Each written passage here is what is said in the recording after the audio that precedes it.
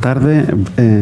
Vamos a dar inicio entonces al cuarto panel de este seminario sobre discusiones sobre una nueva constitución, que nos trae dos invitados que vienen fuera de Valdivia, ¿no? El profesor Fernando Atria de la Universidad de Chile, finalmente solo de la Universidad de Chile, que nos va a hablar sobre el proceso constituyente, ¿no? Con su ponencia titulada Poder Constituyente y Poder Constituido. Y la doctora Marcela Ríos, que trabaja para las Naciones Unidas y su programa de desarrollo en Chile, que nos va a hablar de mecanismos de cambio constitucional y procesos constituyentes, aprendizajes desde la experiencia internacional, ¿no? Vamos a empezar con Marcela, ¿no? Gracias. Oye, muchas gracias por la invitación. Un placer estar en Valdivia de nuevo. Sobre todo en un día tan bonito en Santiago. Hemos tenido puros días grises, así que llegar acá con este sol precioso y un placer estar en este panel, además con semejante estrella del debate constitucional como el profesor Atria, así que doblemente agradecida. Lo que voy a comentar hoy día se basa en un informe que lanzamos, informe un poquito grandilocuente para lo que es un estudio que hicimos en el PNUD hace poco y que lanzamos y que analiza los procesos de cambio constitucional en el mundo. Traje algunas copias para los que estén interesados. De todas maneras está el informe disponible en la página del PNUD y lo pueden descargar. Y la idea... Uy, no sé lo que hice. Lo resolveré.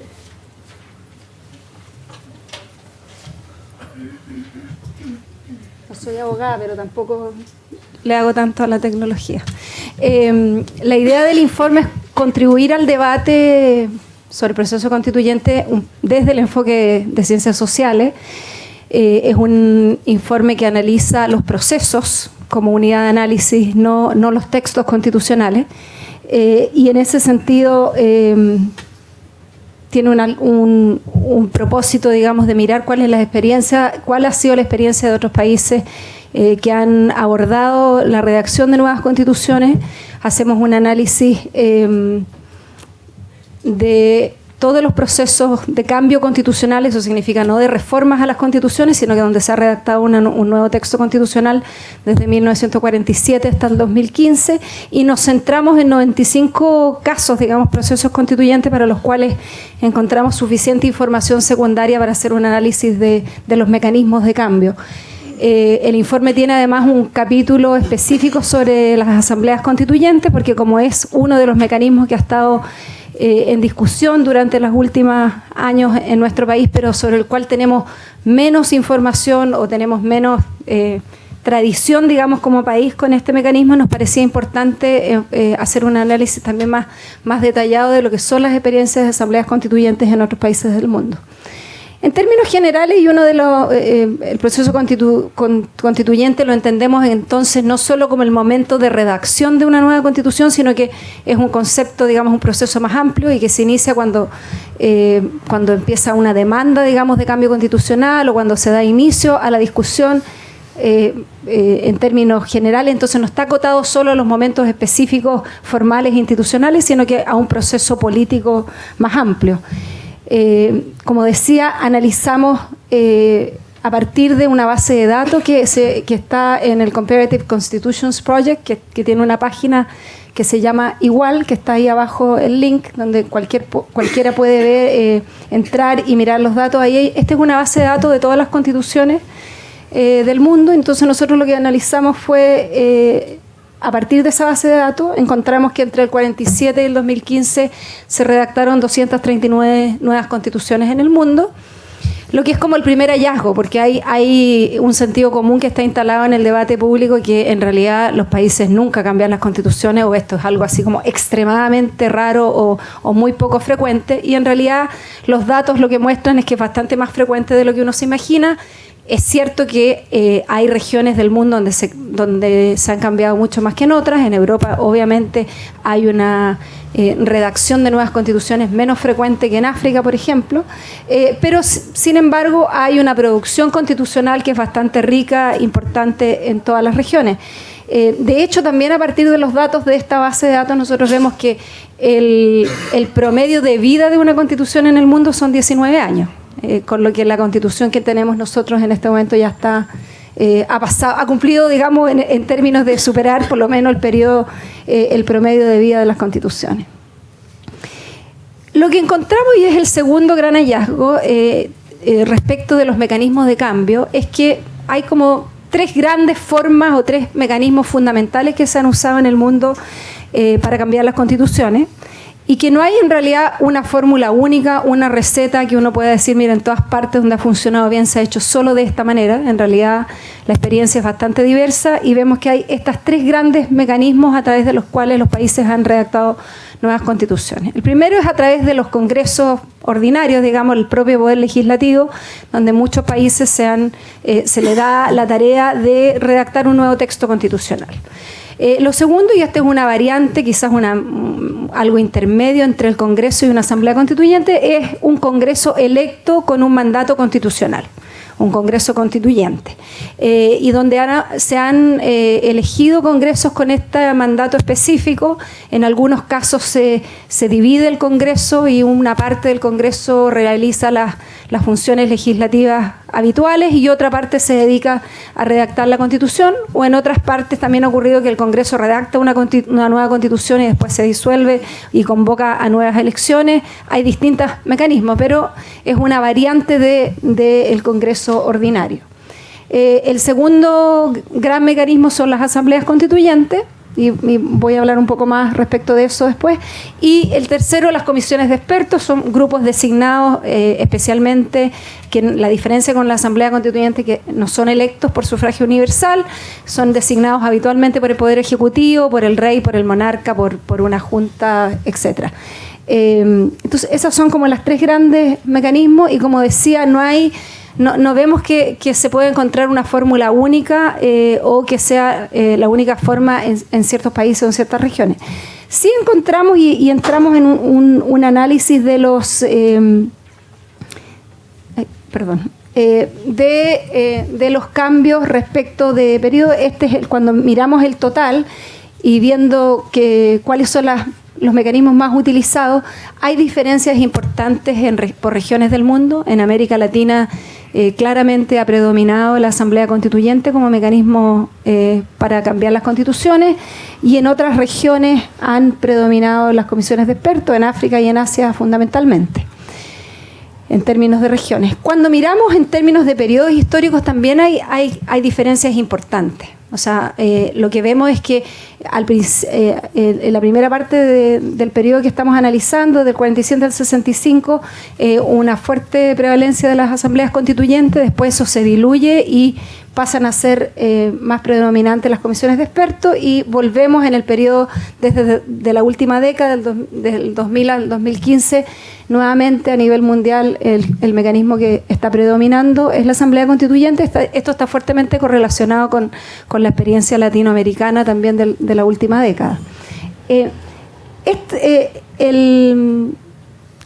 Los periodos históricos en realidad están asociados al tipo de régimen, porque lo que vemos es que entre el 60 y el 90 es donde se produce una mayor cantidad de cambios constitucionales asociados a los procesos de transición, a la caída del muro, a la tercera ola de democratización a nivel mundial, donde los países latinoamericanos están saliendo de las dictaduras, muchos países también africanos están en procesos de cambio de régimen, y ahí están en ese periodo intermedio donde veíamos una mayor frecuencia la utilización de las comisiones de expertos, se producen en ese periodo. Lo que vemos es que hay una diferencia respecto del tipo de régimen. Los gobiernos autoritarios han tendido a utilizar con mucha mayor frecuencia las comisiones de expertos designadas. Las democracias totales, digamos, las democracias que reconocemos como democracias que funcionan con todos digamos, los elementos necesarios para un régimen de ser catalogado como democracia, utilizan fundamentalmente el Congreso o las asambleas constituyentes, digamos. Y lo que vemos es que crecientemente como decía, cuando mirábamos con los años, crecientemente la Asamblea Constituyente está siendo un mecanismo más utilizado. La Asamblea Constituyente es un mecanismo además que está como fuertemente enraizado en la raíz como más histórica en las tradiciones de derecho de las Américas, y han tendido a ser como exportadas a otras regiones del mundo. Hoy día se está utilizando más la Asamblea Constituyente en África y en Asia en contextos de cambio constitucional como aprendizaje de los procesos constitucionales latinoamericanos, digamos. De hecho, lo que ha ocurrido en Medio Oriente, después de la primavera árabe, en Túnez, por ejemplo, es un buen ejemplo. Muchos de los procesos constitucionales que se están produciendo en otras regiones del mundo están siendo como asesorados y han un poco aprendido y adoptado mecanismos de cambio constitucional que se han producido en América Latina. Entonces, como les decía, hay una elaboración constitucional más rica de lo que se piensa. Segundo, no hay un mecanismo solo, hay como distintas estrategias y vías de cambio constitucional que se están usando en el mundo con cierta prevalencia en nuestra región de la Asamblea Constituyente. Y lo tercero que vemos, que es un tema que hoy día está súper en discusión a partir del anuncio del gobierno sobre el proceso constituyente, es que los distintos mecanismos institucionales utilizados para redactar la Constitución, ya sea el Congreso, una comisión de expertos, la Asamblea Constituyente, pueden tener distintos grados y distintas magnitudes, intensidades de participación ciudadana asociados al mecanismo institucional. Un mecanismo institucional no es equivalente a el grado de participación ciudadana. Nosotros vemos que la participación ciudadana, que puede ser al principio del proceso constituyente, durante la redacción del texto, al final en la ratificación del texto, puede acompañar tanto a un proceso de redacción constitucional que sea elaborado por un Congreso o por una Asamblea Constituyente. Se produce menos participación ciudadana en los contextos donde los textos constitucionales son redactados por las comisiones de expertos, fundamentalmente porque hay una prevalencia ahí de contextos de regímenes autoritarios, donde la participación ciudadana de por sí es menor. Lo que vemos es que el referéndum aprobatorio al final del proceso es casi la norma hoy día, como un estándar básico, digamos, o mínimo de participación.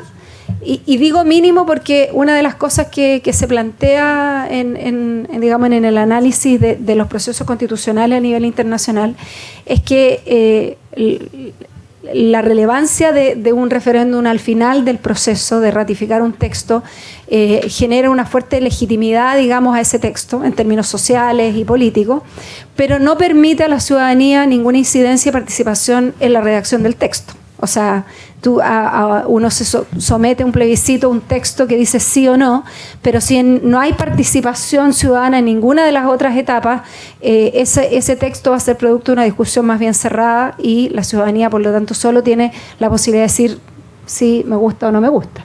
Incluso vemos además que no es tan infrecuente que textos constitucionales sean rechazados en plebiscitos al final del proceso, en aquellos casos donde no se produce un proceso constituyente participativo, inclusivo o que gane suficiente legitimidad con la ciudadanía.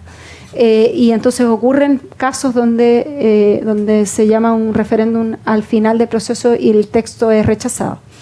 Lo importante respecto de esto es que vemos que durante el proceso de redacción del texto los ciudadanos pueden participar, ya sea a través de elecciones, eligiendo representantes que son los que redactan el texto, como en una asamblea constituyente o un congreso constituyente, o a través de un conjunto de acciones de participación que pueden ser parecidos a lo que hoy día está contemplada en la propuesta del gobierno en términos de lo que son los cabildos o los foros, digamos.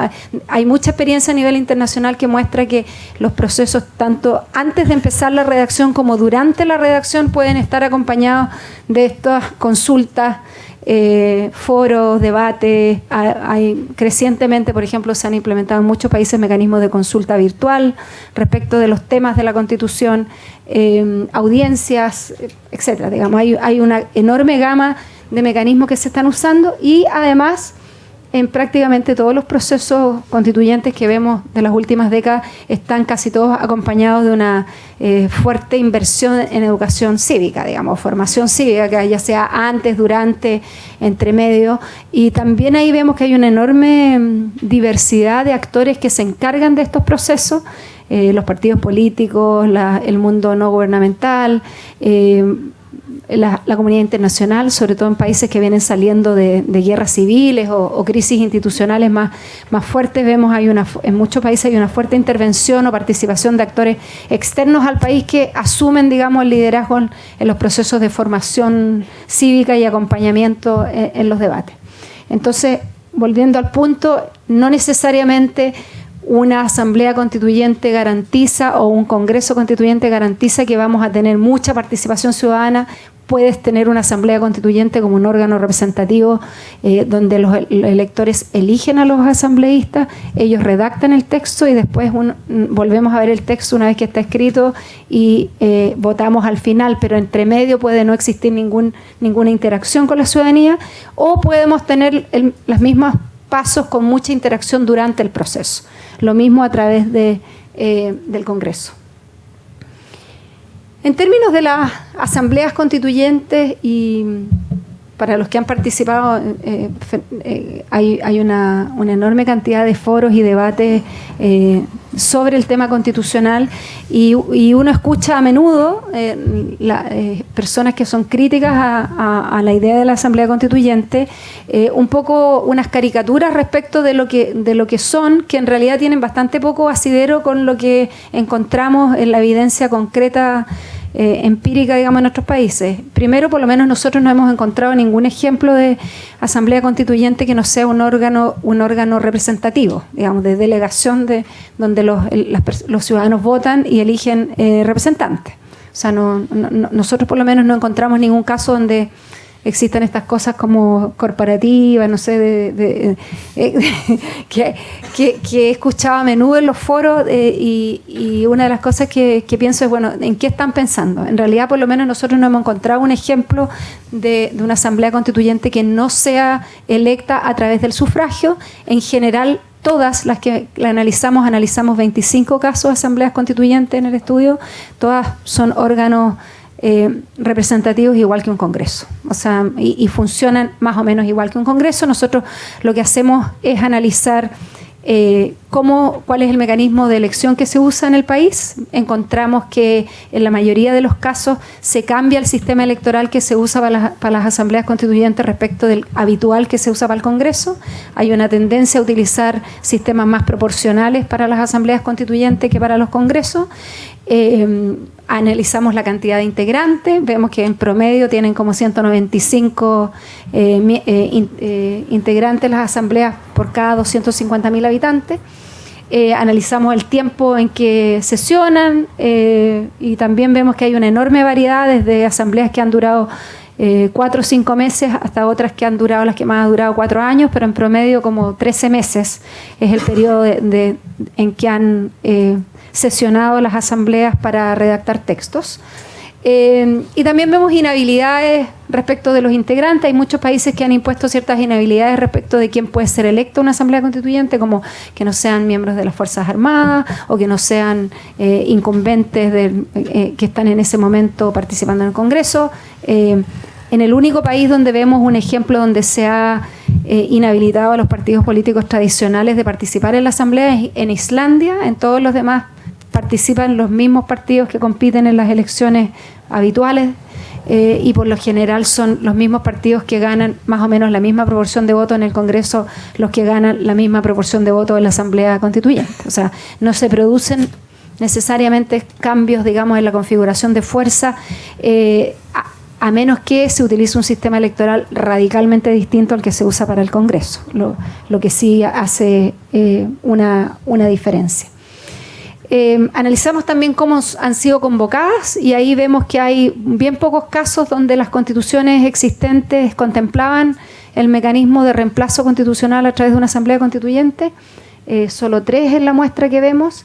y en la mayoría de los otros países en realidad no estaba contemplado el reemplazo de las constituciones y la convocatoria de la Asamblea Constituyente es producto de algún tipo de acuerdo entre las élites que es posteriormente refrendado en términos jurídicos. Y esto entiendo yo que para los abogados es decir, como que cuando uno dice así como esto, así, pero es como se ha hecho. Así es la política. La política es que se llega a un acuerdo entre ejecutivo y partido, entre oposición, entre las fuerzas importantes con apoyo de la ciudadanía, y ese acuerdo luego es refrendado por el Congreso o por el Tribunal Constitucional o por la Corte Suprema, dependiendo del país y las instituciones que toman parte, y así ha sido como en la mayoría de estos países se han convocado a estas asambleas. Por último, y voy a parar aquí para dejar tiempo para el profesor Atre y después para las preguntas, porque seguramente pueden salir muchas más interrogantes, no me voy a meter en el detalle. Este gráfico es de otro estudio que acabamos de terminar respecto de opinión pública. Es simplemente una de las cosas que nosotros hemos planteado nosotros en el informe, y la posición del PNUD no es prescriptiva en términos de cuál es el mecanismo, la mezcla de fórmulas que debería usar Chile. Sí planteamos algunas buenas prácticas, como que hoy día no es posible impulsar un proceso de cambio constitucional que no sea participativo, que no sea como ampliamente inclusivo de todos los sectores de la sociedad. También, y en eso siguiendo el mandato de Naciones Unidas, nosotros pensamos que cualquier mecanismo que se defina como para redactar el texto constitucional tiene que hacerse cargo de la representación de sectores históricamente excluidos de la toma de decisiones. Es importante que se apliquen cuotas o paridad en la composición de estos órganos, y también, como planteaba el profesor Elwin, hay un tema con la representación de los pueblos indígenas que debe ser abordado. Hay que se tiene que tomar una decisión respecto de cuándo se va a aplicar la consulta requerida por el convenio 169 durante el proceso constituyente en Chile, y eso es algo de suma importancia. Y finalmente lo que muestran los estudios, diversos estudios, nosotros tenemos los nuestros, esto es del informe de desarrollo humano, tenemos hartos más gráficos respecto de cómo ha venido variando la percepción de los chilenos y chilenas, pero cuando uno mira las encuestas académicas serias, quiere decir que son representativas, de cara a cara, que tienen todas, digamos, las garantías metodológicas necesarias, hay una evolución en el tiempo. Efectivamente, hoy día cada vez es una proporción más importante de las personas que está de acuerdo con que es necesario tener una nueva constitución. Le otorgan una importancia relativamente alta, a pesar de que eso, cuando uno pregunta espontáneamente cuáles son los problemas del país, no es lo mismo, es una pregunta distinta, pero a las personas sí les parece que esto es un tema relevante. Y por último, y es algo que hace de toda la definición constitucional un tema político y no solo jurídico, está el tema del desprestigio y la baja confianza en las instituciones formales de la democracia. Este es el nudo gordiano de cómo elegir un mecanismo que sea aceptable y que parezca legítimo ante los ojos de la mayoría de la ciudadanía, porque estamos en un contexto de deterioro bastante profundo, digamos, de la confianza en las instituciones formales de representación, fundamentalmente los partidos y el Congreso. Y cuando preguntamos respecto de quién debe hacerse cargo del proceso constitucional o cómo avanzar, crecientemente hay una demanda de que este no sea impulsado o no sea liderado por los incumbentes, ¿no? por los actores políticos tradicionales. La ciudadanía crecientemente está pidiendo cualquier alternativa al Congreso, y eso, más que por tener quizás una convicción de que el mecanismo mejor para redactar, de acuerdo a la teoría constitucional, sea la Asamblea Constituyente, puede ser por la baja legitimidad de las instituciones. O sea, hoy día cualquier cosa que es no a los partidos y no a las instituciones es buena. Entonces, ahí hay un tema bien complejo de cómo se le otorga, se genera legitimidad política y social a este proceso ante los ojos de la ciudadanía, porque la experiencia de otros países muestra que cuando los procesos no son percibidos desde el inicio como legítimos, como convocantes, como, digamos, que les den garantía a todos los sectores, hay un alto riesgo de que en alguna de las etapas fracase, y fracase por falta de participación, fracase por un rechazo en un plebiscito, fracase por falta de involucramiento, o porque actores relevantes de la sociedad se deciden restar al proceso de debate constitucional.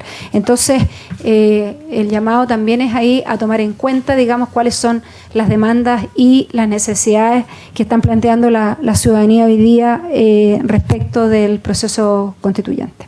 Gracias.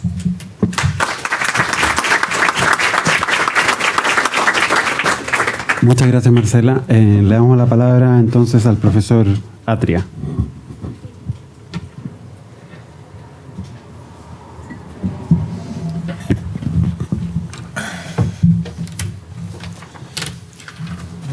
Muchas gracias. Gracias por la invitación a hablar sobre el proceso constituyente. A mí también me honra estar en la mesa con nada menos que con Marcela Ríos, que está mucho más famosa que yo, por supuesto, está en todas las comisiones posibles. Así que, bien.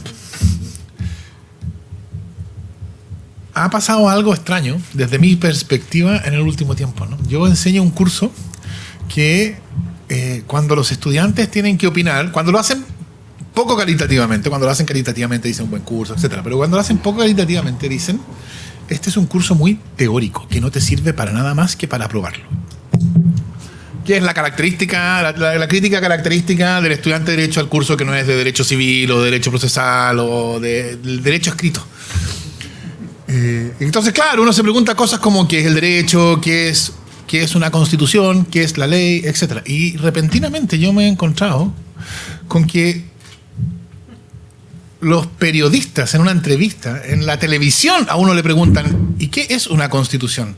Y yo entiendo, como que no, esto pertenece a un curso de teoría, no pertenece a la discusión pública, este no es el lugar natural de estas cuestiones, y sin embargo lo es. Es decir, este es un momento en que el problema que enfrentamos es un problema que no se puede entender sin tener una comprensión de ciertas cuestiones o una comprensión, una descripción teórica adecuada. Y quiero mostrarlo esto, ¿no? Quiero mostrar una serie de cuestiones que se han dicho o que se alegan o que se arguyen y que simplemente se deshacen cuando uno entiende las cosas correctamente. Ahora bien, para esto lo primero que demuestra es que no hay nada más práctico que una buena teoría. Y no hay nada que sea más impráctico que no tener una buena teoría. Esta distinción entre la teoría y la práctica, en casos como este, colapsa completamente. Lo segundo que muestra, o sea, la segunda observación al respecto, es que no estamos en la mejor condición para esto, porque yo creo que la reflexión constitucional chilena ha sido, ¿cómo decirlo cortésmente? Notoria y completamente estéril durante los últimos 20 o 30 años. Y eso en sí mismo es una pregunta interesante. Es decir, toda la reflexión constitucional que ha habido en Chile es una reflexión que no nos ayuda un ápice a entender el problema que tenemos. Yo quiero poner solo 2 ejemplos para que ustedes vean la magnitud del fracaso de la reflexión constitucional. Primero, cualquiera que sepa lo que se discute en derecho o teoría constitucional en prácticamente cualquier otro país, sabe que uno de los temas centrales de discusión en cualquier sílabus de derecho constitucional es la legitimidad de lo que se llama el judicial review, la jurisdicción constitucional, los tribunales constitucionales, etc. Ese es un tema como de cajón. Hay un país en el cual la legitimidad de la jurisdicción constitucional nunca fue discutida.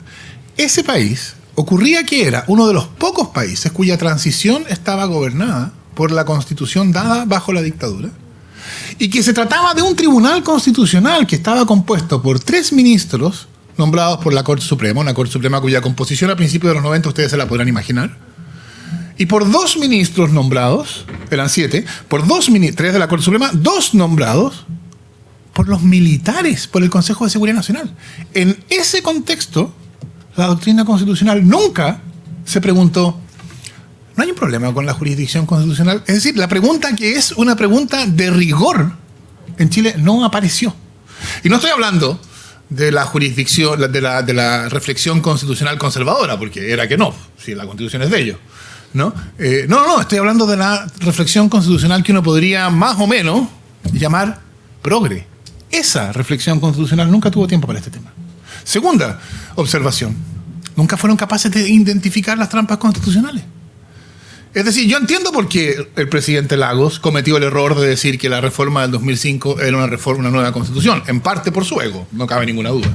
Quería que hubiera algo así que se pudiera llamar la constitución de Lagos. Y eso, ¿cómo uno va a reprocharle eso a un político? Por Dios.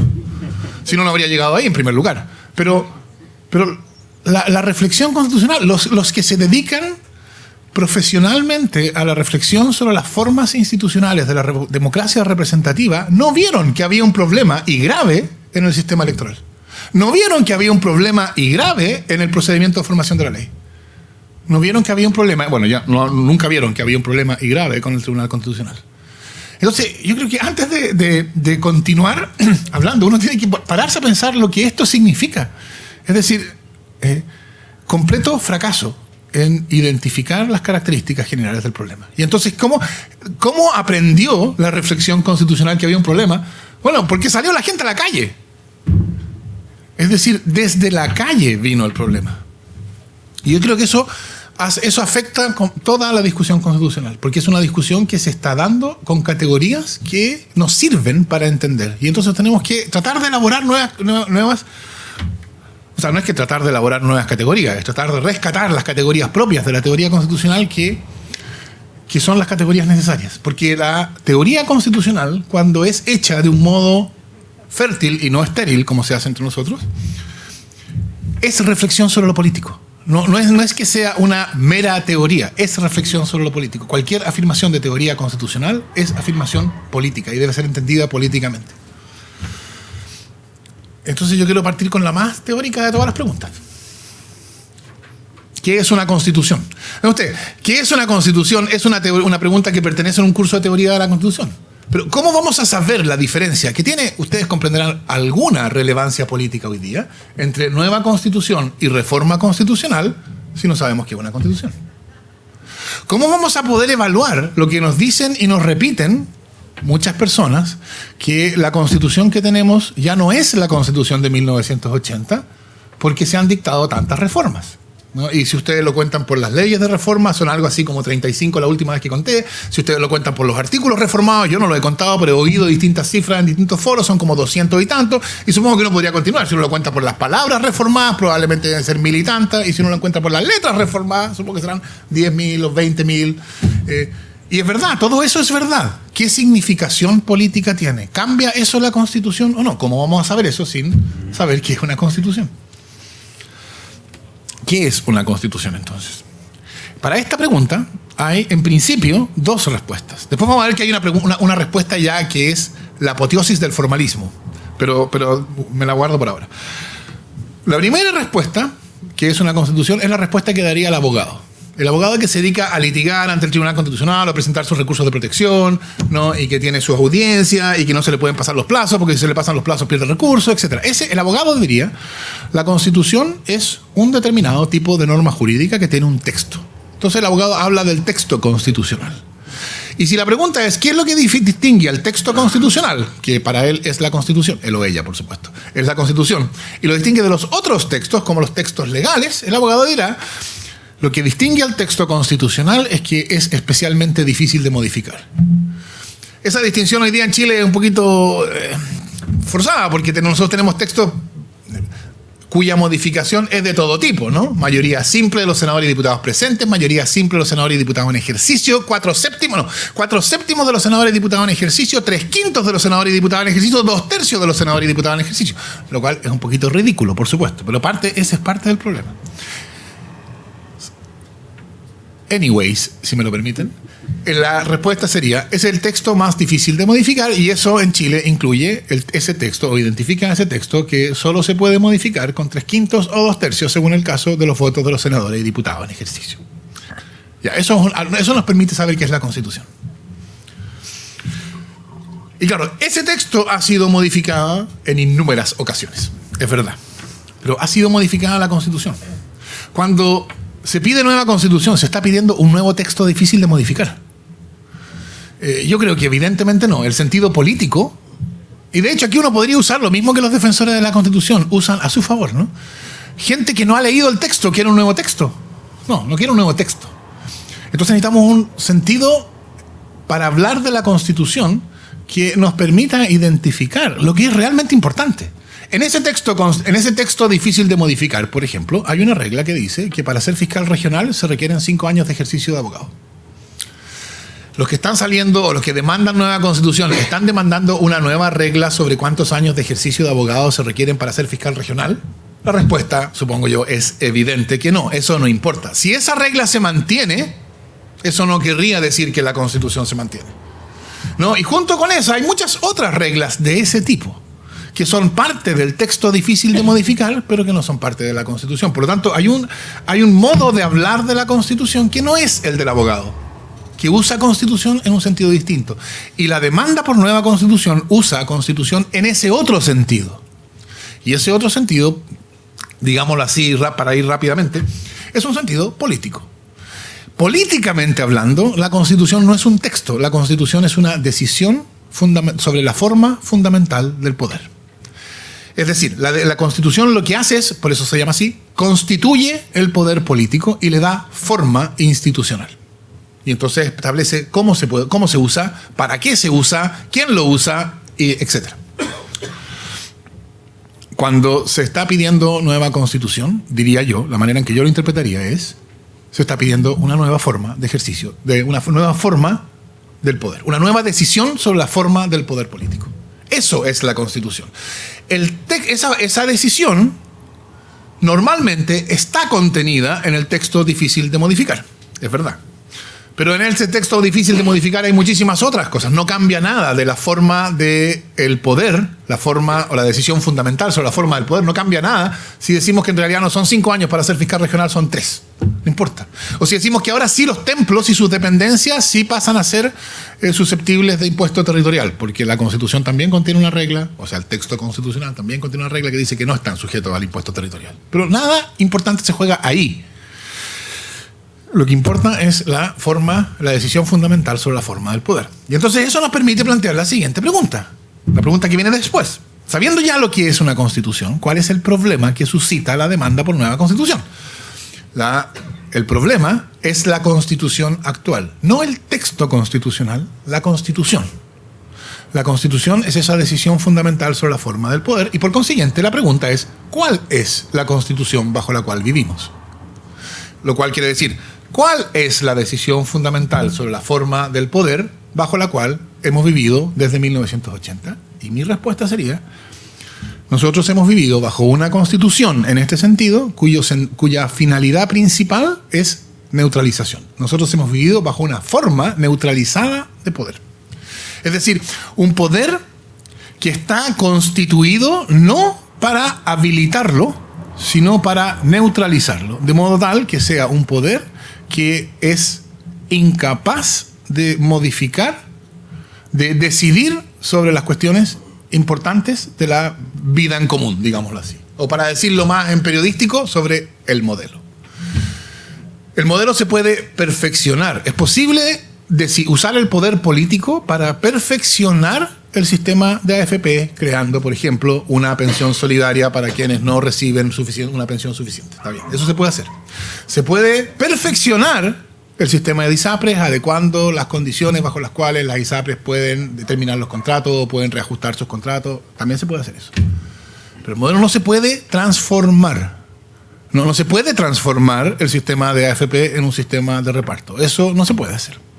No se puede, no porque hay una regla que dice está prohibido hacerlo. No se puede porque el poder está constituido para que no se pueda hacer. No se puede introducir un fondo solidario al auge, porque eso sí sería una transformación significativa. Eso no se puede hacer porque es transformador. Se pueden hacer correcciones.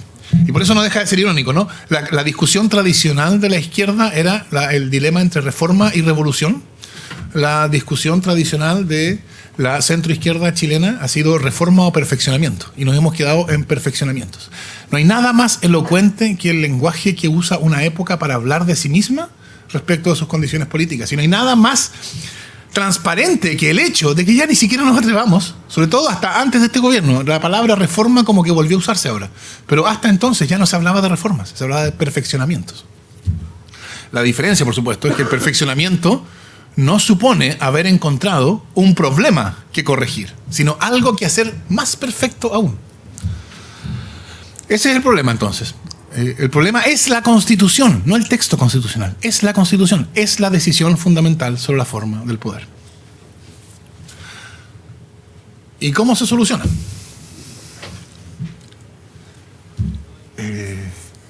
Tengo dentro de mí, luchando, al académico que le interesa solamente entender y al otro tipo que está consciente de que cualquier cosa que diga podrá ser usada en su contra por la prensa. Así que no voy a decir lo que debería decir, ustedes podrán tratar de imaginárselo, pero voy a tratar de llegar lo más cerca que pueda. ¿Cómo se toma la decisión fundamental sobre la forma del poder? Y estoy hablando aquí teóricamente, ¿no? Esto es una cuestión puramente académica. Bueno, el problema es bien claro, ¿no? Porque si la decisión fundamental sobre la forma del poder se toma por un poder que ya está constituido, entonces no es fundamental. Es una decisión tomada por el poder que ya existía. Y la pregunta se mueve al poder anterior, ¿no? Entonces, la Constitución es la decisión sobre la forma del poder tomada por un poder que no está constituido, por definición. Porque si estuviera constituido, la Constitución sería lo que la constituye, a ese otro poder que decide. Esto yo sé que parece de repente un trabalengua y mi velocidad de hablar no lo hace más fácil, pero supongo yo que el problema es claro. Otra de las cuestiones por las cuales que hace tan difícil entender el asunto es que ya hemos perdido incluso el lenguaje para hablar. La oposición tradicional y la oposición importante, por consiguiente, es la oposición que ya no se usa entre poder constituyente y poder constituido. Esa es la que pone la cuestión como debe ser puesta. Hay poderes que deben su estatus de poder al hecho de ser constituidos, al hecho de que haya derecho, que haya instituciones que los constituyen, pero la Constitución supone un poder que no debe su estatus al hecho de ser constituido, ¿no? La oposición es entre poder que constituye y poder ya constituido. Al hablar, como que es la manera normal que se usa hoy día, de poder constituyente originario y derivado, esta oposición se oculta, desaparece, se esfuma. Y entonces ahora nos convencemos de que hay dos especies del mismo género. El poder constituyente asume dos modalidades, ¿no? El poder constituyente originario y el poder constituyente derivado. Pero esa es una distinción de segundo orden, porque lo que tienen en común es que ambos son poderes constituyentes. Absurdo. El poder constituido, o sea, lo que se llama el poder constituyente derivado, no puede ser constituyente. Ahora, todo esto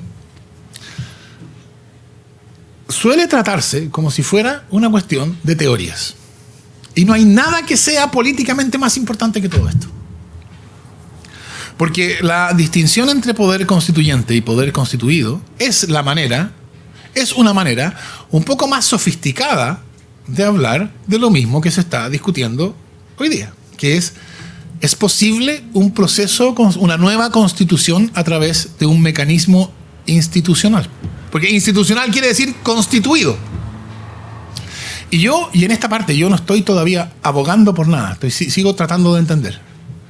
Lo que yo diría es bastante obvio. Si el problema es que la Constitución bajo la cual vivimos es una Constitución que le da al poder una forma neutralizada, es bastante obvio que mediante el ejercicio de esos poderes constituidos, y en tanto constituidos por esta Constitución neutralizados, hay muchas cosas que se pueden hacer, pero hay una que no se puede hacer. Lo que no se puede hacer es acabar con la neutralización. Y esto no es una cuestión de puras relaciones lógicas entre proposiciones, ¿no? Así como dado el significado de diccionario de la palabra constituyente y el significado de diccionario de la palabra constituido. Esto es exactamente lo que ha pasado cada vez que se ha intentado en los últimos 25 años. Esto es exactamente lo que ocurrió el año 2005. el año 2005 se usaron los poderes constituidos, se siguieron los procedimientos establecidos, esos procedimientos neutralizados, y el resultado fue perfeccionamiento. Es decir, se hicieron reformas, y yo nunca he dicho, ni pretendo decir, que las reformas que se hicieron en el 2005 eran reformas que estuvo mal que se hicieran. Por supuesto que era bueno sacar los senadores designados y debe ser aplaudido que los presidentes de la República puedan ya destituir a los comandantes en jefe, claro que con el Senado, etcétera. Pero bueno, ya es lo que hay. Todo eso está muy bien. Lo que no se podía hacer era poner en cuestión la neutralización. Y por eso entonces la Constitución de 2005 nunca fue una nueva decisión fundamental sobre la forma del poder. Y en la medida en que se pretenda de nuevo usar los poderes constituidos para dictar una nueva constitución, va a ocurrir lo mismo. No porque la teoría lo dice. La teoría lo que hace es simplemente racionalizar, dar un lenguaje un poco más sofisticado y un poco más autoconsciente del lenguaje que usaría para describirlo, digámoslo, algo así como Matías del Río, ¿no? Matías del Río usaría un lenguaje bastante tosco para describirlo, pero lo describiría así. Él diría, bueno, pero no sé si él en persona, es su personaje, ¿no? Diría, pero si de lo que se trata es de acabar con la neutralización, ¿cómo el neutralizado lo va a hacer? Porque si pudiera hacerlo, ya no estaría neutralizado. La mejor demostración de que alguien no está neutralizado es que puede impugnar su propia neutralización. Esto nos lleva a la pregunta por el mecanismo. Antes de eso, nos lleva a una observación que yo también he escuchado y que lo he escuchado ahora último más reiteradamente que antes. Y yo supongo que va a ser cada vez más escuchada. Y es, hemos estado hablando tanto del mecanismo y no hemos hablado del contenido. Es tan importante hablar del contenido. Este es como típico comentario orientador del colegio, ¿no? Están quedándose en la forma, están discutiendo las cosas que no importan y lo que verdaderamente importa, que es el contenido, no lo están discutiendo. Y yo diría, no hay ninguna manera más fenomenal de entenderlo todo al revés. Porque políticamente hablando, hablar del contenido es hablar del mecanismo. Por supuesto, hay una parte del contenido, el equivalente de esas reglas como la de los fiscales regionales, que habrá que discutir en su momento, está bien. Hay un montón de decisiones que tendrán que ser tomadas en su momento. ¿Queremos parlamentarismo o presidencialismo? O, para no ponerlo en términos binarios, movernos hacia el parlamentarismo o no, más descentralización o menos regionalización, federalismo. ¿Cuál es la forma? Hay muchas... Está bien, todo eso es importante. Pero si lo que necesitamos es una nueva constitución, es decir, una nueva decisión fundamental sobre la forma no neutralizada del poder, entonces lo que nos importa, lo fundamental acerca de ese contenido es, necesitamos un mecanismo que no esté neutralizado. Dado un mecanismo no neutralizado, bueno, lo demás va a venir por añadidura. De hecho, yo estoy convencido de que si tuviéramos un contexto no neutralizado de discusión, el desacuerdo constitucional sería un desacuerdo mucho menos radical de lo que se ve desde hoy día, en que algunos están defendiendo la neutralización porque les conviene, otros porque creen que es justa, algunos supongo, etcétera, ¿no? Entonces, la discusión actual sobre el contenido, la manera en que discutimos hoy día autoconscientemente sobre el contenido, es negarse a discutir el contenido, es discutir sobre el mecanismo. Pero nada de esto decide cómo. Bueno, ya me queda poco tiempo, ¿no? Ya estoy pasado, pero voy a decir un par de cosas más sobre el mecanismo, porque la verdad, yo les dije, yo no quería abogar por nada, yo trato de entender con esto, no abogar. Y voy a tratar de mantenerme por lo menos ahora en eso.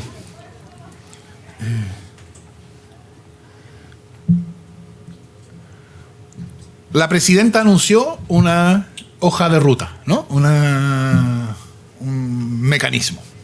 Bueno, en realidad no era un mecanismo, ¿no? Era el mecanismo del mecanismo, ¿no? Que supone una decisión por los poderes neutralizados de acabar con la neutralización. Lo cual a uno debería llevarlo a pensar. Bueno, la pregunta que a mi juicio, de modo sorprendente, quienes están detrás de un mecanismo como este nunca se han planteado. Yo no he escuchado nunca que hayan reflexionado sobre ella. La pregunta es, ¿qué va a pasar si las neutralizaciones vuelven a operar? Uno diría, el tipo de escenario en el cual sería bastante prudente ponerse, ¿no? Pero nadie ha pensado en eso. En fin, ya, supongamos que ese es un problema, ¿no? Se requieren condiciones que aseguran o que hacen probable que el resultado va a ser una reedición de la reforma del 2005. No hay ninguna razón para pensar que no va a pasar esto. Ahora, sin embargo, el anuncio presidencial yo creo que tiene elementos que son cualitativamente distintos de todo lo que había pasado antes y que entonces abren alguna posibilidad, lo que muestra que el anuncio presidencial en el fondo es el resultado de compromiso entre facciones en conflicto al interior del gobierno. Cada una obtuvo algo. Entonces, pero los que entienden el problema consiguieron no es completamente irrelevante. Los que no quieren solucionar el problema, lo que ellos consiguieron fue los 2/3, por supuesto. Eso es lo único que les importaba. Yo nunca entiendo a toda esta gente que se rasga vestiduras por la dignidad del Congreso. ¿Cómo no salió reclamando de que la presidenta le hubiera dado instrucciones al Congreso sobre cómo aprobar el proyecto que iba a enviar? La presidenta diciéndole, lo aprueban por 2/3. Yo si hubiera estado en el Congreso le hubiera dicho, ¿qué se viene a meter la presidenta en cómo nosotros aprobamos los proyectos que nos llegan? Que ella mande el proyecto, nosotros veremos. Pero todo lo que importaba de ese anuncio para algunos era que la presidenta dijera que era por 2/3. ¿Qué es lo que hay del otro lado? ¿Qué es lo que hay de nuevo? Yo diría que hay dos cosas. La primera es el proceso en su fase institucional, que comienza con un proyecto enviado al Congreso sobre, en fin. En su fase institucional, el proceso comienza después de un año de discusión pública, en la forma de educación cívica y cabildos, ¿no? Que todavía tendremos que saber cómo se va a organizar, pero la idea de ese año es un año de discusión pública. Es decir, la cuestión no se le va a plantear al Congreso de modo que en el Congreso las neutralizaciones sean libres de operar como han sido hasta ahora, ¿no? La idea es que o hay un espacio para que cuando llegue el momento de decidir, que es el momento en que operarán las neutralizaciones, haya suficiente fuerza ciudadana detrás de la demanda de nueva constitución. Por lo menos diría yo, esa es la apuesta, que ese año de discusión pública va a crear eso. Y va a coincidir con elecciones primero municipales y luego parlamentarias, que va a hacer que eso pueda tener un impacto. Y la segunda cuestión es que, a diferencia de todos los casos anteriores, el procedimiento sugerido por la presidenta supone que la solución de este problema no es la dictación de una reforma constitucional más. Es decir, no es que se mande un proyecto de reforma que entre a la cocina parlamentaria y salga como pueda salir. ¿Será suficiente? ¿Son suficientes estas dos cosas? Bueno, no hay cómo saberlo. Así es la política, uno nunca sabe lo que va a pasar. Pero yo lo que yo diría es cómo el problema es la neutralización del poder institucional, la solución no va a venir del ejercicio de poderes institucionales, lo cual que no quiere decir que la solución tenga que ser una solución extrainstitucional, violenta, revolucionaria, etcétera, ¿no? No implica eso. Lo único que implica es la iniciativa de transformación constitucional tiene que venir desde fuera de los poderes institucionales. Y yo diría que eso es algo que tiene cierta urgencia y que yo creo que va a venir de una manera o de otra. Lo dije con otras palabras alguna vez yo, ¿no? Pero he elegido ahora mis palabras con más cuidado. De una manera o de otra va a venir.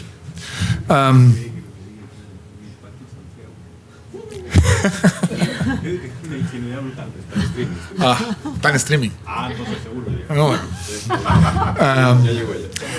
No, porque... Portada de La Tercera mañana. ¿Ah? Es la portada de La Tercera mañana. Claro.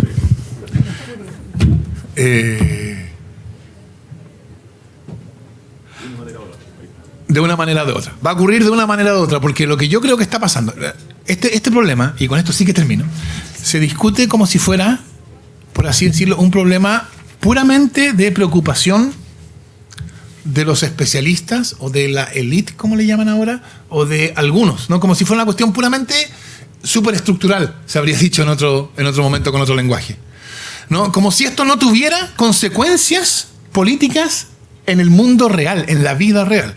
Y claro, no tiene consecuencias en el lenguaje del jurista. Si uno hace una encuesta y el encuestador le pregunta al encuestado, ¿usted cree que es importante modificar el quórum de aprobación de las leyes orgánicas constitucionales? Evidentemente el encuestado va a decir, ¿qué? Pero la idea de que el problema se le aparece al ciudadano en el mismo lenguaje que usaría el jurista o el político para describirlo es una idea completamente absurda. al ciudadano lo que se le aparece es la consecuencia de un poder que está neutralizado, que es un poder que nunca puede estar con él, nunca está de su lado.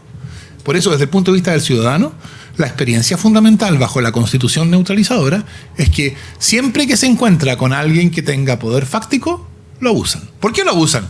Porque lo que debería estar de su lado, que es el poder político, eso no está, nunca está, porque no puede estar. Y eso crea deslegitimación institucional. Y la deslegitimación institucional es progresiva. Por eso yo diría, solucionar el problema constitucional es algo que tiene, digámoslo así, cierta urgencia. Muchas gracias.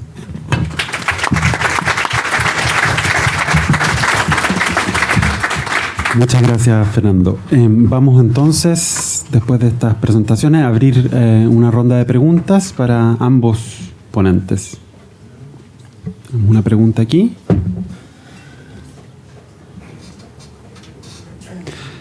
A diferencia de las sesiones anteriores, vamos a acumular algunas preguntas y vamos a contestarlas después de tres o cuatro preguntas, ¿no?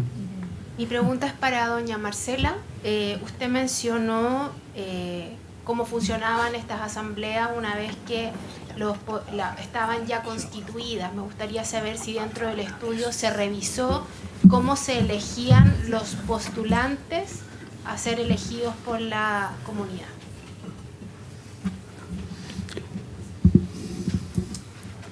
Aquí el profesor Muñoz tiene una pregunta. Gracias. Yo también quiero hacerle una pregunta a Marcela y quisiera de alguna forma aprovecharme de una de las cosas que dijo Fernando para hacerla, porque la pregunta en el fondo, al uno preguntarse por el cambio, los mecanismos de cambio constitucionales, ¿qué es lo que estamos cambiando? Y hay bastante trabajo desde, digamos, no sé si decir la teoría constitucional o la ciencia política, que más bien pensaría que el cambio constitucional ocurre de más formas que cambios al texto constitucional. Por ejemplo, en Estados Unidos no han habido reformas constitucionales desde hace bastante tiempo. Las pocas que han habido en la historia han sido unas, dos o tres. Y sin embargo han habido cambios en la configuración de la distribución de los poderes, en el rol que cumple el Estado. Yo tiendo a creer que más representativo del cambio de lo constitucional son los cambios de la estructura de partidos políticos, que al final reflejan cuáles son los parlamentarios que están legislando en un sentido u otro. Entonces, mi pregunta es, ¿no es complejo hacer sinónimo de cambio constitucional el cambio al texto constitucional, siendo que hay otros factores en la estructura política y social y cultural que pueden ser tan determinantes o incluso más que los cambios en el texto llamado Constitución para determinar que ha habido un nuevo régimen constitucional? Una pregunta, digamos, de metodología y quizás... bueno, esa es la pregunta. Tenemos una pregunta aquí al medio. Leandro.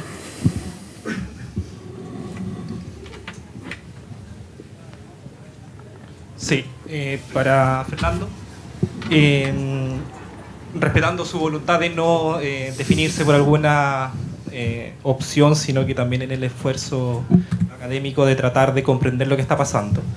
Usted señalaba que la Constitución es la decisión concreta respecto de la forma en que se ejerce el poder, sobre la forma de la unidad política.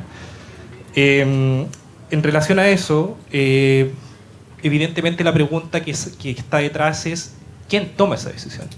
En el caso chileno, por supuesto, la decisión no fue en ningún caso el pueblo, en tal sentido, el pueblo en términos de cómo políticamente se concibe el pueblo desde el punto de vista de la discusión del poder constituyente. Por lo tanto, eso también tiene cierta relevancia actualmente en el momento en que se piensa qué es lo que tiene que cambiar para que exista una nueva constitución. No solamente qué cosas tienen que cambiar, por ejemplo, estas cosas que neutralizan la agencia política del pueblo, sino que quién es el que tiene que adoptar la decisión. Yo creo que ahí se encuentran efectivamente la forma y el fondo, la forma y contenido. Entonces, respecto de eso,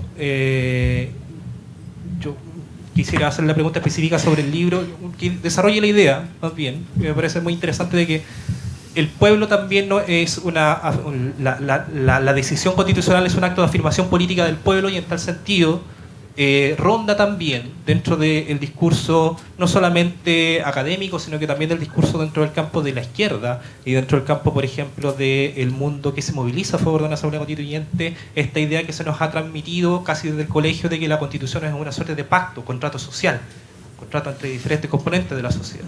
Entonces, quisiera también consultarle qué le parece una postura de ese tipo y si también nos sirve para poder comprender el momento actual de la discusión. Vamos a buscar una última pregunta en esta ronda. ¿Hay alguna otra pregunta? ¿No? Entonces vamos a darle la palabra a Marcela primero. Sí, sobre la primera pregunta, en realidad sí analizamos quiénes compiten, cómo se eligen, no solo el sistema electoral, sino que también mencionamos en la mayoría de los países, como decíamos, compiten los mismos actores que compiten en elecciones tradicionales, o sea, los partidos políticos formalmente o legalmente constituidos. Hay algunas excepciones, como decía, en el caso de Colombia se permitió además competir a movimientos sociales, inscribir listas, y los movimientos sociales, por ejemplo, el movimiento que venía de demandar una nueva constitución, el de la séptima papeleta, compitió también en las elecciones para elegir asambleístas a la asamblea constituyente. Eligieron súper pocos, digamos, los partidos políticos llegaron el 90% de los escaños, de los movimientos sociales eligieron muy pocos integrantes en el caso de Colombia. En Islandia, como decía, se prohibió a los partidos políticos participar y un mecanismo que tenían que ser solo ciudadanos independientes que se presentaban a la elección. O sea, en Bolivia, aparte de la elección vía sufragio universal, hubieron cupos de la Asamblea Constituyente que fueron definidos para que los pueblos indígenas eligieran a través de sus propios mecanismos representantes. Entonces había asambleístas electos por sufragio universal, a ese sufragio universal se le aplicó paridad de cuota, por lo tanto las listas tenían que ser de hombres y mujeres, y la composición de la asamblea tenía que ser paritaria. Entonces hay distintos ejemplos, pero la mayoría de los casos que vemos son los partidos políticos los que compiten para elegir a representantes. Pero eso también es algo que si uno llega al momento de convocar a ese mecanismo, todas las reglas de quiénes compiten, cómo se compiten, cuál es el sistema electoral, son partes de los acuerdos de la conformación, cuánto tiempo va a sesionar, cuál es el mandato. En muchos de los países se llega a un acuerdo respecto de las reglas del juego, de cómo va a funcionar, cómo va a estar integrado, cómo se van a elegir, y una vez que se aprueba el mecanismo es a partir de esas reglas que son previamente acordadas, digamos. Sobre la segunda pregunta, y creo que claro, hay un enfoque disciplinario que es como disonante en el sentido porque tu pregunta es muy desde la teoría del derecho, y justamente lo que nosotros estamos planteando aquí es un análisis desde ciencias sociales, en el sentido de que, y la unidad de análisis es el proceso constituyente. Entonces, para que exista la unidad de análisis, más que una interpretación de qué efecto tiene el cambio del texto, sea a través de cualquier vía, porque efectivamente tú puedes tener vía interpretación de la Corte Suprema, como ocurre en Estados Unidos, o vía interpretación del Tribunal Constitucional, como ocurre en Colombia, múltiples y radicales cambios en un texto constitucional, no necesariamente hay un proceso constituyente. Y si tú le preguntaras a los norteamericanos, ¿usted tiene, a partir de todas las interpretaciones de la Constitución, una nueva Constitución hoy día? Me imagino que el 99% diría no. Los profesores de Derecho Constitucional seguramente dirían sí. ¿Me entiendes? O sea, yo creo que entonces lo que nosotros estamos analizando son procesos que son percibidos y interpretados, digamos, por sus países como procesos constituyentes. Pero efectivamente hay un tema que tiene que ver con qué es la Constitución y la diferencia entre una Constitución y un texto constitucional, que son obviamente preguntas súper relevantes. O sea, con todo lo que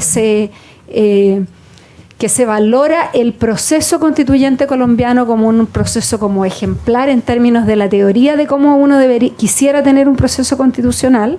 El texto constitucional colombiano que fue aprobado vía esta asamblea constituyente súper democrática, de un proceso constituyente que fue iniciado por los ciudadanos, con amplia participación, con elecciones, todo. Y el texto constitucional colombiano ha sido pero radicalmente modificado en los últimos... desde el 91 hasta ahora. Ha sufrido más reformas constitucionales que otras constituciones, o ha sufrido mucha interpretación por el Tribunal Constitucional. Ahora, eso no significa que el proceso constituyente no haya sido... porque aquí yo creo que, y Fernando apuntaba a algo que a mí me parece que es esencial para entender en lo que estamos hoy día y en lo que podemos estar en otro momento, que tiene que ver con la distinción entre la política y lo jurídico, digamos, y también la dimensión simbólica de cómo se construye políticamente algo. O sea, el por qué hoy día está instalada una demanda por una nueva constitución es una construcción política. O sea, tiene que ver con que hay actores organizados, movilizados, hay foros, hay organizaciones, hay cuentas de Twitter, hay cuentas de Facebook, hay grupos de estudiantes, hay una dinámica política y hay actores políticos, candidatos presidenciales, partidos políticos que en su declaración han dicho necesitamos una nueva constitución, que es también parte importante del debate de los foros, cuando la gente dice en realidad... ¿Por qué tenemos que necesitar una nueva constitución si en realidad, ¿por qué necesitaríamos una nueva constitución si podríamos arreglar la que tenemos? Que es más o menos la misma pregunta que planteaba Fernando respecto, si ya le hemos hecho tantos cambios, ya no es la misma. Que es la misma lógica desde otra perspectiva. ¿Para qué necesitamos una nueva si la podemos arreglar? Y eso desconoce profundamente la dimensión política.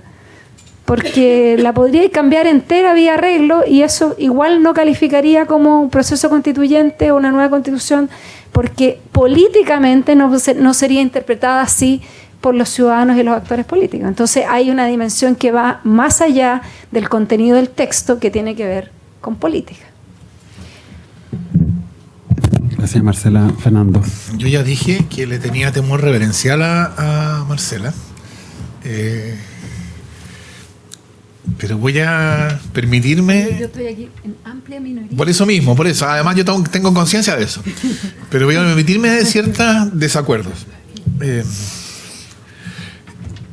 Porque yo creo que precisamente... O sea, ¿qué es lo que diría la teoría constitucional? Una teoría constitucional bien hecha, por supuesto.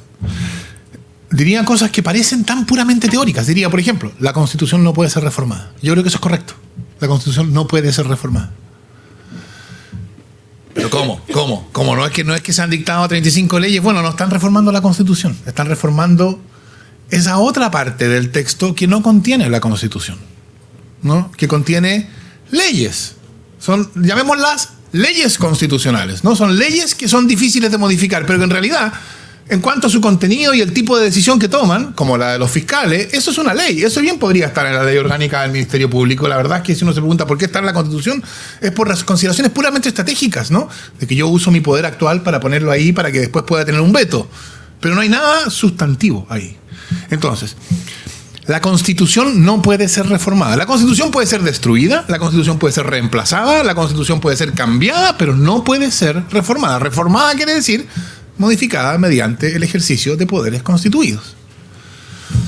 Porque para eso están los poderes constituidos, para eso está la constitución del poder, ¿no? En toda la discusión sobre los mecanismos de reforma constitucional, cuando aparecen los quórums, ¿no? Esto de que es razonable que sean quórums más altos. Es razonable que sean quórums más altos porque esa es una manera de prometernos que no va a cambiar la Constitución. Es decir, ¿cómo va a cambiar la Constitución en la parte que dice que la soberanía reconoce como limitación los derechos que emanan de la naturaleza humana? Es que queremos que no reconozca esa limitación. ¿Cómo vamos a cambiar la Constitución en la parte que dice que es una república democrática? O sea, la idea de que esas reglas, esos artículos son difíciles de modificar, lo que contienen es la idea de que no van a cambiar. Y si cambian, no van a cambiar. Es decir, va a haber cambio formal. Ejemplo, todo está pasado delante de nuestras narices. el año creo que fue el 99, no estoy seguro, pero hace ya un tiempo se dictó una ley de reforma constitucional que modificó la frase inicial del artículo 1, lo que uno podría decir es la más importante de todas, donde decía, los hombres nacen libres, iguales en dignidad y derechos, pasó a decir, las personas nacen libres, iguales en dignidad y derechos, lo cual es una imbecilidad, por supuesto, porque las personas son entidades jurídicas, ¿no? Lo que debería haber dicho, pero no se atrevieron, porque es un poder neutralizado, es hombres y mujeres nacen iguales en libertad, en dignidad y derecho, pero no se podía porque eso iba a llevar al matrimonio homosexual y a la adopción por homosexuales y con eso la disolución de la moralidad occidental, etc. Entonces no lo pusieron las personas. Pero yo diría, precisamente porque se pudo hacer esa reforma, y esto lo diría sin ironía, no cambia nada. Es decir, entender el significado de esa reforma es lo mismo que entender que simplemente se encontró un mejor lenguaje para manifestar la misma idea, porque nadie podría decir que al decir los hombres nacen libres iguales, estaba diciendo los hombres por su oposición a las mujeres. Está bien, esa palabra había adquirido una significación que había que purgar del texto, pero el sentido de esa reforma era encontrar un mejor lenguaje para decir lo mismo. Eso es lo que pasa por reforma constitucional cuando se refiere a la Constitución. La Constitución no puede ser reformada. Entonces, no es que se podría cambiar el texto completo, pero todavía le quedaría algo simbólico. Es que precisamente no se podría cambiar el texto completo. No se puede cambiar todo. Se puede cambiar casi todo. No se puede cambiar casi todo, pero hay una parte que no se puede cambiar, que es la parte neutralizadora. Y esa parte no se puede cambiar no porque la teoría diga que no, sino porque así funciona la política. Esto no es una cuestión de teoría, es una cuestión de política. La teoría lo único que hace es nos da un lenguaje para pensar con más claridad respecto de la política. Entonces, diría yo, lo que decía Fernando, yo creo que hay un punto, y a mí es algo que siempre me ha incomodado respecto de este comparativismo constitucional, que es, ¿cuáles son las categorías que ocupan? ¿Ha habido proceso constituyente en Estados Unidos después de Filadelfia? Bueno, en un sentido no. Bueno, han habido cosas que son como bastante indiciarias de procesos constituyentes, así como guerras civiles, por ejemplo, ¿no? Pero no ha habido formalmente una nueva constitución. Es la forma del poder del Estado norteamericano hoy día, la misma que en Filadelfia en 1787. Digamos, mi interpretación sería no, ha habido momentos de cambio constitucional que no se recogen formalmente. No tienen por qué recogerse formalmente, ¿no? Digamos, cuando la pregunta es cómo actúa el poder constituyente, y esto lo digo en términos puramente académicos, la respuesta es, bueno, como sea, si por eso es constituyente, como sea. Y con esto no estoy llamando a nada, no estoy diciendo nada, así que... entonces yo creo que hay un problema ahí para hacer derecho constitucional comparado, hay un problema con las categorías. Salvo que uno caiga o que uno use categorías del abogado. Porque las categorías del abogado lo que tienen es esa cosa tan fenomenal que tienen los abogados, que tienen todo clarito. Es clarito. La distinción entre la constitución y lo no constitucional es clarita, porque o está en el texto o no está en el texto. O es difícil de modificar o no es difícil de modificar. ¿Ah? Sí, pues, por eso. No, pues sí, esa es la gracia de los abogados. Los abogados tienen un lenguaje en que... Bueno, tenemos, sí, que decía lo mismo, si este no es el punto, pero yo no tengo ningún problema en reconocer que lo soy. O sea, además que, ¿cómo no lo voy a reconocer? Ahora, un par de cosas sobre la pregunta de Leandro, ¿no? ¿Quién toma esa decisión? Yo creo que uno tiene que tomarse hasta el fondo esta idea de que cuando estamos hablando de lo constituyente, la distinción entre forma y sustancia no puede hacerse, ¿no? El mecanismo es el contenido. Y esto corre para los dos lados. Porque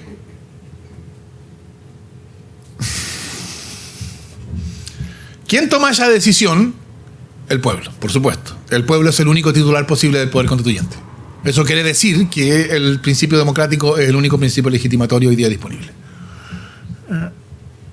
Ha habido otros principios legitimatorios, pero ya no están disponibles. Antes se creía en el principio monárquico, que había algunas personas que tenían más honor que el resto y eso legitimaba. Pero la monarquía se acabó como principio político. Hoy día uno lee de las monarquías no en la revista The Economist, sino en la revista Hola. Eso demuestra que ya la monarquía como principio político no existe. El único principio que hoy día existe es el principio democrático, por lo tanto el poder constituyente solo es del pueblo. Por lo tanto, reconocer algo como constitución es entender que lo hizo el pueblo. Porque va para los dos lados, ese es el punto, ¿no? El pueblo no debe ser tomado necesariamente. Hay un pasaje notable de Hobbes en El Ciudadano, donde Hobbes dice en la monarquía, el pueblo es, él distingue, bueno, de aquí salió, bueno, Negri y otras cosas, ¿no? Dándolo vuelta. El pueblo se distingue de la multitud, dice Hobbes, porque el pueblo lo que tiene es unidad de acción. La multitud es un grupo de personas, un grupo de gente reunida, the crowd. But the people, el pueblo es lo que tiene unidad de acción. Por lo tanto, el que tiene unidad de acción es el pueblo. En la monarquía, el pueblo es el rey, porque el pueblo tiene unidad de acción. Entonces la cosa va para los dos lados, de ida y vuelta. Entonces, y esa es la pregunta por el poder, cómo se ejerce el poder constituyente, que en el fondo es cómo reconocemos la acción del pueblo, ¿no? Porque el poder constituyente solo es del pueblo.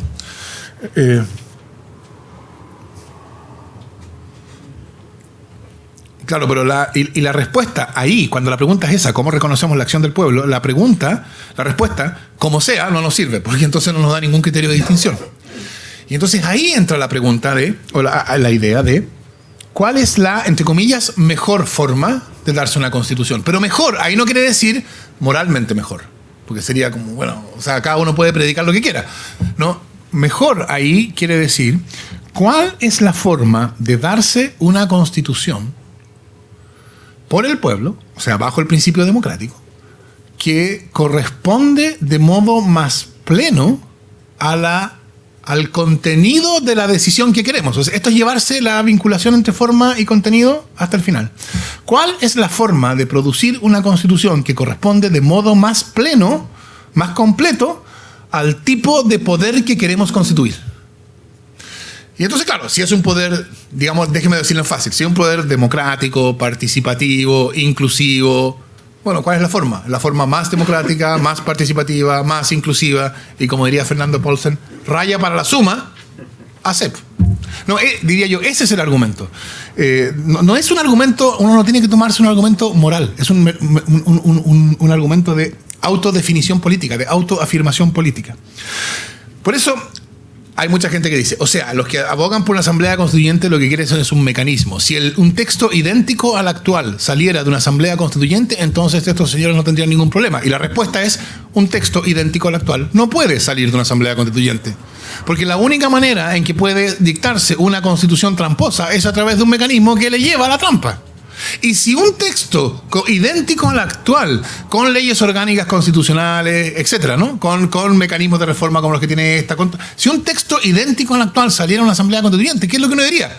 Hubo trampa en alguna parte, no la vimos, nos engañaron y no la vimos, pero hubo trampa. ¿Qué demostración más clara de que hubo trampa que salió una constitución tramposa?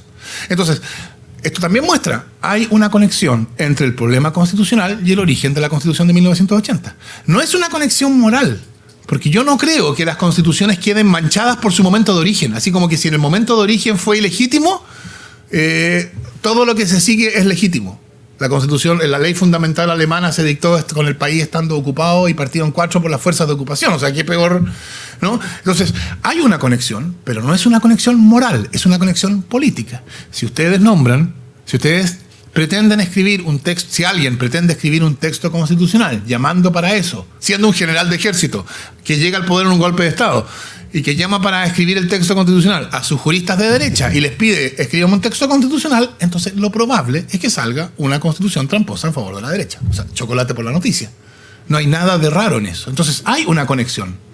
Uno la ve en el sentido relevante cuando deja de pensar, por así decirlo, moralmente, en términos de moralidad, de que si es justo o injusto, y empieza a pensar políticamente. ¿Cómo no va a haber una conexión? Yo en ese libro que tú mencionabas, yo decía, si se cambiaran todas las trampas, eso es una nueva constitución. Y entonces alguien me decía, o sea que no es necesario cambiar la constitución completa. No es necesario demoler la casa y construir una nueva. Solo es cosa de cambiar el sistema binominal, que ya cambió, la ley orgánica, el Tribunal Constitucional y los mecanismos de reforma. Entonces, se puede reformar la constitución actual y sale una nueva, según usted mismo. Bueno, esa es precisamente la reforma que no se puede hacer, porque, claro, Si se cambiara eso sería reformar la Constitución. Y reformar la Constitución es lo que no se puede. No se puede, no porque lo diga la teoría que no se puede. No se puede porque políticamente no se puede, porque para eso están los procedimientos, para que eso no se pueda hacer. Para eliminar las trampas de la Constitución y entonces cambiar la decisión fundamental sobre la forma del poder, es necesaria una nueva Constitución, ¿no? Queda pendiente lo de pacto y acto de afirmación, yo lo siento. Lo único que yo diría, y brevísimamente, es el discurso que mira a la Constitución como un contrato supone que la Constitución, que lo político es anterior a la Constitución, ¿no? Es decir, que antes de la Constitución hay facciones y que las facciones mediante un contrato llegan a un acuerdo. Esa, diría yo, no es la manera, no es la comprensión de la tradición democrática, es una comprensión más bien liberal, está bien. Yo creo que es un error entender la Constitución como contrato. Si la Constitución es un contrato, por supuesto que necesita funcionar a través del derecho y no de la política. Pero esa es una discusión más larga, etcétera. No me quiero ir ahí con demasiada profundidad. Gracias. Vamos a ver si hay más preguntas en el auditorio. ¿No hay? Bueno, por supuesto, Fernando. Y hay otro. ¿Cuál es? Hay uno aquí y hay una tercera pregunta. ¿Tenemos el micrófono o no? Porque el streaming demanda micrófono. Uno puede sacar el micrófono y quedar fuera del streaming. No había caído en esa. Exactamente, voy a empezar a... Ya. Estamos de acuerdo, la concepción liberal de la Constitución la presenta como un contrato, pero ¿qué tal si nos olvidamos liberalismo? Nos acordamos de otro lenguaje que también ha sido marginado a la discusión y que es el marxismo. ¿Qué tal si decimos que existen grupos sociales que se autocomprenden como unificados por intereses que derivan de su posición en el proceso productivo? ¿Y qué tal si entonces planteamos que la Constitución no debe ser un contrato entre partes que se entienden en el sentido liberal, sino que refleja inevitablemente una correlación de fuerzas sociales entre estos grupos, y que entonces lo que en realidad debiera cambiar para que cambie la Constitución no es la decisión sobre la forma de ejercicio del poder, sino cuáles son las reglas que favorecen ciertas correlaciones de fuerza? ¿Y qué tal si la Constitución no está en el artículo 4 del texto constitucional, sino que está en la regulación de la propiedad, la regulación de la huelga y otras reglas de rango constitucional que en el fondo son y otras, el Código Civil, el Código del Trabajo? En el fondo, ¿qué tal si decimos que en realidad la discusión no debiera estar concentrada en ese texto que llamamos Constitución, sino que en todas estas reglas que inciden sobre la correlación de fuerzas sociales y que en el fondo terminan constituyendo el modo de vida concreto en el que estamos insertos? Gracias. Hay otra pregunta aquí.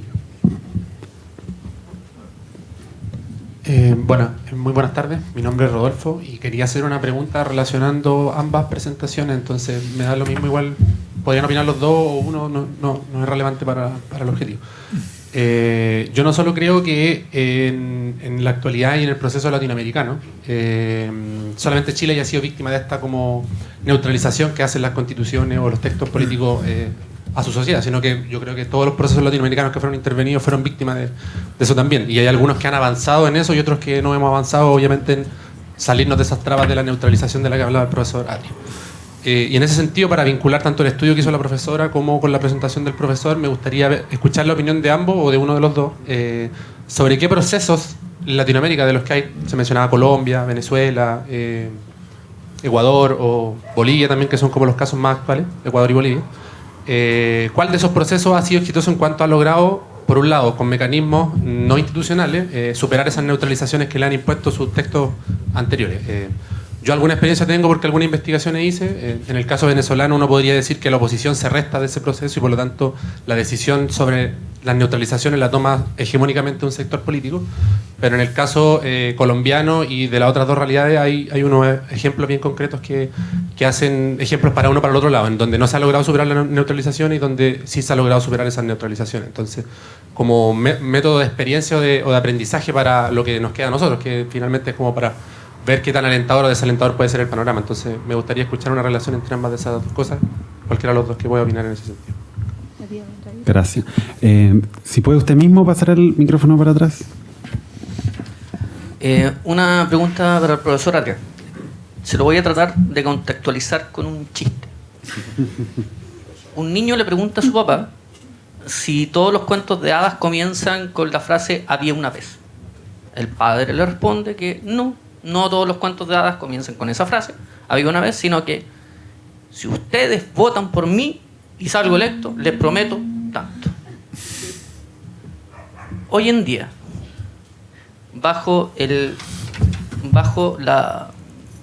lo que está viviendo la sociedad chilena, bajo lo que se está discutiendo y sobre todo esto que se está logrando, debate a nivel sociedad, en universidades, centros de estudio, etcétera, etcétera, y con lo del legitimado que está tanto el poder ejecutivo como el legislativo,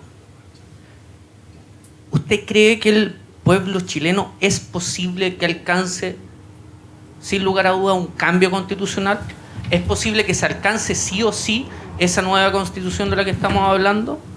Porque de lo contrario, vuelvo a repetir, si no es ahora, creo yo, mi manera de verlo, con lo deslegitimado que está en los poderes, ¿ya? No sé si el poder judicial se salva por ahí, no.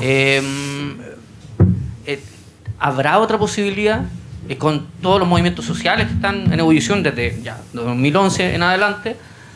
¿Existirá otra posibilidad para los que estamos dentro de esta generación viviendo? Eso. ¿Hay una última pregunta? ¿No? ¿No? Entonces le vamos a dar la palabra a Marcela. Sí, sobre el tema de las comparaciones, creo que, claro, definir qué es exitoso tiene parte nuevamente de la pregunta de qué vamos a entender por exitoso y qué nos parece, digamos, que es como un resultado positivo. Yo creo que estando de acuerdo con lo que planteaba Fernando, de que en este tema la forma y fondo están íntimamente asociadas, digamos, que uno no puede decir, mira, este es un fantástico texto constitucional, da lo mismo cómo lo elaboraron, o este es un fantástico proceso pero produjo un texto que es fatal, digamos. Entonces, en algún sentido hay que mirar ambas cosas. Y en eso yo creo que de todos los procesos de la última ola de procesos constitucionales en América Latina, yo diría que Bolivia, a mi manera de ver, es como el caso más virtuoso en términos de contenido y forma. Y es además virtuoso en un sentido que yo creo que, vinculándolo a la última pregunta, que tiene que ver con el proceso constituyente como una posibilidad de generar una nueva dinámica entre élites y representados, entre representantes y representados, que es uno de los pocos casos donde se ve en América Latina que desde la cantidad de gente que está votando a la identificación con los partidos políticos, a la aprobación normativa de la democracia, a la satisfacción con la democracia, a la satisfacción y confianza del Congreso, es uno de los pocos países de la región que muestra una tendencia totalmente distinta a la de la tendencia mayoritaria de los otros países, que es deterioro en todos esos otros indicadores. En Bolivia, a través, digamos, desde el proceso constituyente en adelante se han mejorado sustantivamente todos esos indicadores que usamos habitualmente para medir cómo están funcionando los sistemas democráticos. Entonces hay un apego al sistema, hay una valoración de la democracia, hay altos grados de participación electoral. En el mismo periodo que nosotros perdimos el 40% de los electores, en Bolivia se sumaron los ciudadanos a votar. Entonces yo creo que ahí hay un proceso que efectivamente ha tenido efectos políticos independientemente, digamos, exclusivamente del texto, que han sido súper positivos. Un ejemplo distinto es el colombiano, donde el momento efectivamente es un momento que es virtuoso en el sentido de cómo se hace el proceso para redactar la nueva Constitución, pero quizás ahí, y vinculándolo con el debate de la correlación de fuerza y de quién tiene capacidad de poder para cambiar las cosas, el sistema colombiano no es un sistema que haya cambiado radicalmente la estructura de poder de ese país. O sea, sí es una constitución que avanza en garantizar derechos, en que se extiende, digamos, hay una inclusión, una modernización de la constitución en el sentido de lo que son tendencias internas, pero no modifica en términos significativos el sistema de partidos, no modifica el sistema, digamos, del modelo de relación entre Estado y mercado, ni tampoco la correlación de fuerzas entre los partidos tradicionales. Y Ecuador y Venezuela, que son casos que son típicamente utilizados para deslegitimar los procesos constituyentes acá, son casos complejos porque creo yo que hay que separar el momento constituyente o original, digamos, cuando se redacta, de lo que ha ido ocurriendo después. Efectivamente son dos casos problemáticos en el sentido que son casos donde el proceso ha sido tomado posteriormente por ni siquiera una fuerza política, porque en realidad el caso venezolano quizás más, pero son procesos muy de arriba hacia abajo y donde se están vulnerando fuertemente las dimensiones más republicanas del sistema democrático formal, digamos. Entonces hay temas complejos respecto, pero eso no ocurrió en el momento de la constituyente, no fue el impulso inicial. Entonces yo creo que también hay que separar lo que ha ocurrido en los últimos años de lo que ocurrió inicialmente, pero en síntesis me parece que el caso boliviano es el que ha demostrado, digamos, que me parece a mí que es un claro ejemplo. Además es un ejemplo en términos de otras dimensiones, digamos, de lo que ha sido un cambio de relaciones con los pueblos indígenas, un cambio también de correlación respecto de lo que era la tradición histórica de las mujeres en América Latina. Entonces también tiene como otras dimensiones que son, me parece, súper valorables de mirar como buenas prácticas y buenos ejemplos de procesos que pueden tener efectos virtuosos para fortalecer el sistema democrático. Fernando. Completamente de acuerdo con eso. Yo creo que Bolivia es el lugar donde están pasando constitucionalmente las cosas más interesantes en Latinoamérica. Creo que Bolivia es una historia que si uno la hubiera contado si uno la hubiera anticipado hace 15 años, le habrían dicho a uno que está soñando despierto. O sea, Bolivia es un país en que los gobiernos duraban un año con suerte, que era un país que estaba completamente dominado por una élite blanca en un país mayoritariamente indígena. Tenían presidentes que hablaban con acento norteamericano, y esto no es broma. Y uno habría esperado que eso o va a continuar indefinidamente o se va a solucionar con un baño de sangre. Y no pasó ninguna de las dos cosas. También hay mucho más que decir, por supuesto, porque siempre las cosas políticas son así, son Messi, sí. Pero yo creo que si uno lo mira desde ese punto de vista, y lo que decía Marcela, lo que decía la funcionaria del PNUD respecto de Venezuela, yo también estoy de acuerdo. Yo recuerdo haber alguna vez hablado con algún miembro de la oposición, algún líder de la oposición venezolana. Ya que estamos por streaming, estoy siendo súper cuidadosa con todo lo que... Bueno, por eso, yo me cuelgo de eso. Con algún funcionario, o sea, algún líder de la oposición venezolana, y el reclamo de la oposición venezolana contra el gobierno era que no respetan la Constitución. O sea, yo creo que el momento constituyente en Venezuela, sin prejuicio de lo que pasó después, fue un momento en que hubo algo que es políticamente rescatable y que no debe uno dejarlo contaminarse, según la posición que uno tenga, por lo que vino después. Eso diría yo respecto de la neutralización que no es chilena. La pregunta me da la impresión de que está orientada a la neutralización que viene, por así decirlo, de la Escuela de las Américas, ¿no? La que viene orientada por la doctrina de la seguridad nacional de Estados Unidos. Pero mi impresión es que esa no es la que importa hoy día. Porque yo creo que hay un problema de neutralización que es muchísimo más amplio que la pinche constitución de este pinche país que está al borde de Latinoamérica. Hay una cosa mucho más grave, que es lo que lo que estamos viendo en Europa, ¿no? Que es la progresiva autonomización del capital, ¿no? Que el capital está quedando fuera, se está sacudiendo el control de lo político. Y entonces todos estos neoliberales que dicen que el estado de bienestar es un estado inestable porque llevó a la Europa a la ruina. No es el estado de bienestar el que llevó a la Europa a la ruina, es la creciente autonomización del capital, ¿no? Que empezó a reclamar cada vez menos disposición a pagar. Y entonces el problema es que la política se hace crecientemente menos relevante, porque las cuestiones más importantes quedan fuera de la política. Mi impresión, yo no he estado metido en ese tema, ni he estado viviendo allá ahora último, que es la manera en que uno lo entiende mejor, ¿no? Pero mi impresión es que lo que pasa desde el punto de vista de la izquierda en Europa es que nos cambiaron el proyecto.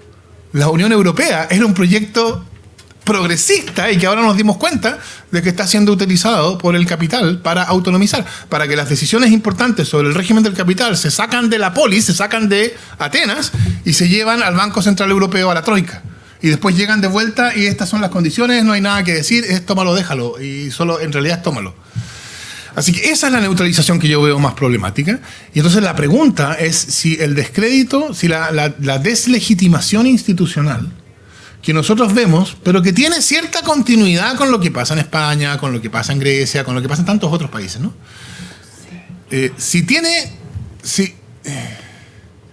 Si una nueva constitución será suficiente, o si el problema no es en realidad muchísimo más profundo y tiene que ver con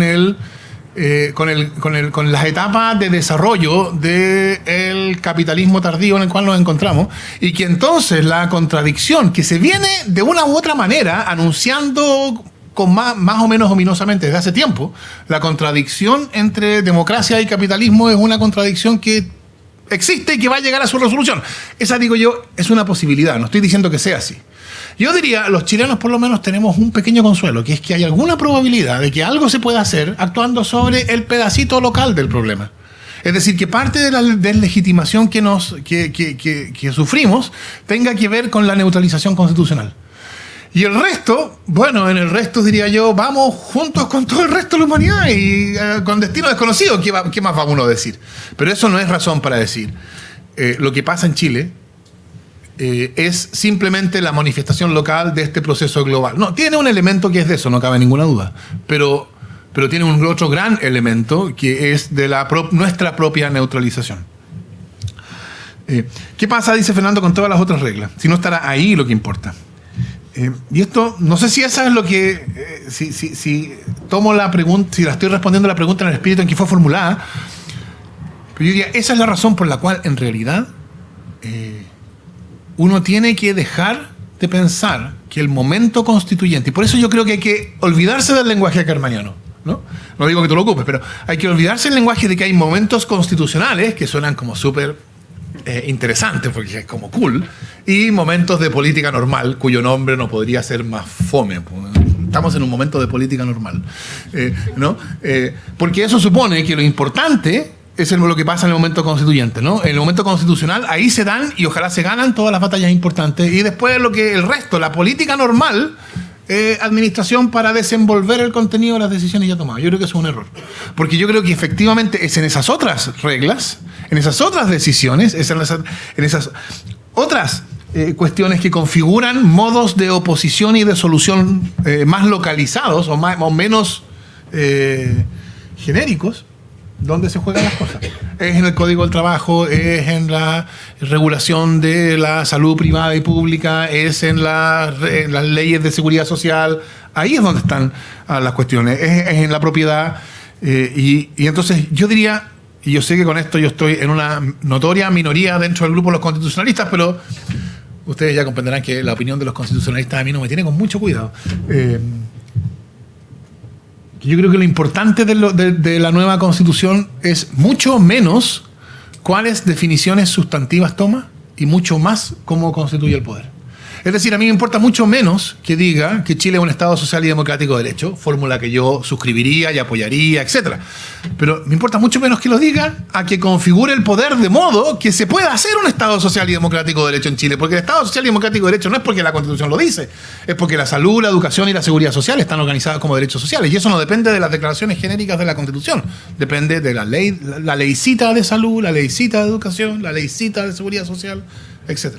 Entonces, ¿cómo se van a dar y decidir esas batallas que tienen que ser pensadas como batalla de lo que alguien llamaría política normal? Batalla es un término que uso en términos puramente metafóricos. ¿Cómo se van a dar esas batallas? Yo creo que es lo que realmente importa. Me queda todavía una. Lo de los cuentos de hadas. Es posible. Yo creo que es... Yo no dije nada. No, celebrando el nivel de prudencia.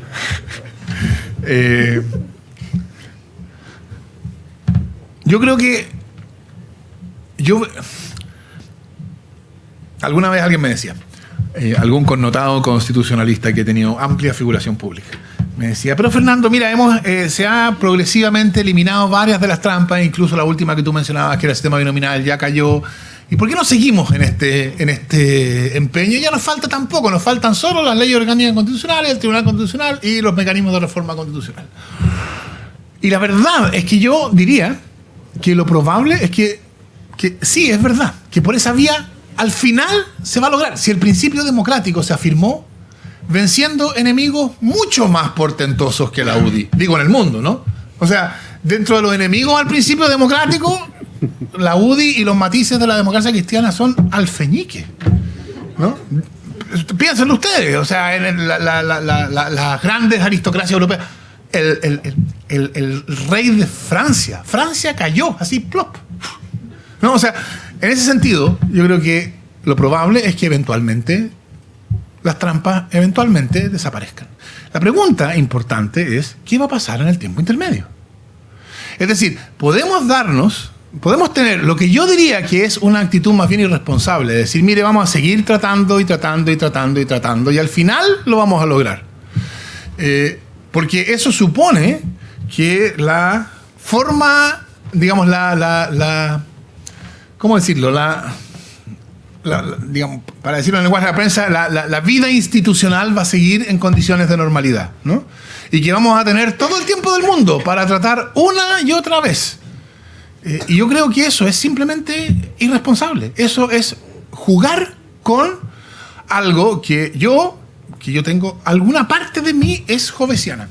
Entonces yo entiendo el punto de lo que decía Hobbes cuando dijo esto de el miedo y yo nacimos juntos, ¿no? Algo de eso yo entiendo. Entonces esto de que las cosas se pongan procelosas, ¿no? De que se interrumpa la normalidad en el sentido, digamos, bien asible de que haya violencia, yo creo que es algo que uno no debería ni celebrar ni fomentar, creo yo. Entonces yo creo que uno debería preocuparse por cuáles son las condiciones de reproducción de esa forma de convivencia. Y yo creo que tener una institucionalidad que sea entendida por todos como una institucionalidad aceptable, en fin, pongan las palabras que quieran, legítima, democrática, no tramposa, etcétera, es una condición. Y mientras no la tengamos, eso no es solamente que se genera un problema político en la superestructura. Eso es que vivimos bajo un poder que nos merece cada vez menos respeto, porque cada vez está menos decidiendo las cosas importantes. Nosotros nos hemos acostumbrado a que las leyes se dictan no para cambiar nada, se dictan para decir que se dictaron. Se dictó una ley de financiamiento electoral que no tenía medios de fiscalización ni tenía sanciones. Entonces no se dictó para que cambiara la relación entre la política y el dinero. Se dictó para que alguien pudiera decir, por fin hemos regulado la relación entre la política y el dinero. Eso es el paradigma de la legislación neutralizada. Y con el nuevo Código de Aguas, yo puedo decir exactamente lo que pasa, que fue lo mismo que pasó con la reforma del 2005. Lo que entra es una reforma, un proyecto transformador, donde todo el mundo dice, no, esto hay que discutirlo, etcétera. Y a medida que va progresando a través de estos vericuetos neutralizados, lo que sale es un conjunto de reglas que perfeccionan y que mantienen el sistema que es un sistema abiertamente contradictorio, de dominio privado sobre dominio público, que es inaceptable, pero inaceptable por contradictorio en sus propios términos, ¿no? Entonces, y eso ha pasado cuando se derogó la LOCE y se dictó la LEGE, y la LEGE perdió todo lo transformador que tenía. Cuando se creó la AUGE y se cayó el Fondo Solidario. Cuando se dictó la ley sobre financiamiento electoral y se cayó todo lo que le daba dientes a esa ley. Cuando se sacó el sistema binominal de la Constitución y se le subió el quórum a la modificación de la ley orgánica constitucional respectiva. No, esa es la historia que nosotros hemos vivido los últimos 25 años. Y eso produce deslegitimación. Y la deslegitimación produce inestabilidad. Entonces yo creo que va a pasar. Yo creo que va a haber una constitución que no sea neutralizada. La única pregunta es si va a ser a través de un mecanismo alguna forma que mantenga una forma de convivencia civil, o va a ser de cualquier otra manera. Esa es la pregunta. Gracias, Fernando. Marcela quería decir algo. Breve también sobre esta última pregunta sobre los cuentos de hadas y en qué estamos. Yo creo que una de las cosas que nosotros vemos es que efectivamente un proceso constituyente, o sea, el deterioro con las instituciones que se había transformado en una dimensión, una característica casi estructural de la democracia, ya venía en decaída desde finales de los 90, sin escándalos de corrupción ni escándalos de financiamiento de la política mediante. Entonces, en la última elección presidencial tuvimos 45% de los electores que fueron a votar en la segunda vuelta. Insisto, sin escándalos de corrupción, sin escándalos de nada mediante.